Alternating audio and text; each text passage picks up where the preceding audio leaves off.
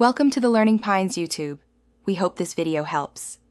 You start by confirming which device and keyboard you're removing because the steps differ.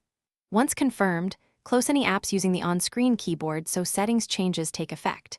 Now open Settings on Windows or Android or Settings app on iOS. On Windows, go to Start Settings, then Devices or Ease of Access. Make sure you have admin access on Windows or unlocked device on mobile. This primes the system so the removal options appear without interruptions. Proceed to the specific keyboard controls.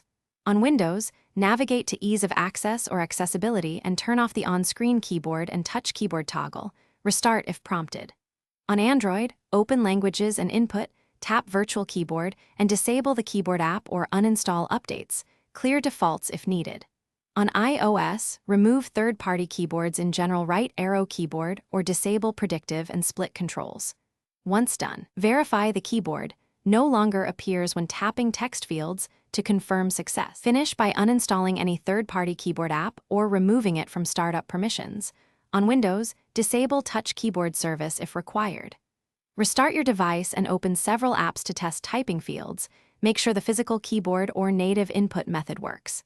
If the keyboard persists, reset keyboard settings or reinstall, then remove the keyboard app to clear corrupted preferences. One key troubleshooting tip: if it still appears, create a new user profile and test there to isolate profile-specific settings. Thanks for watching. Consider subscribing if we helped you.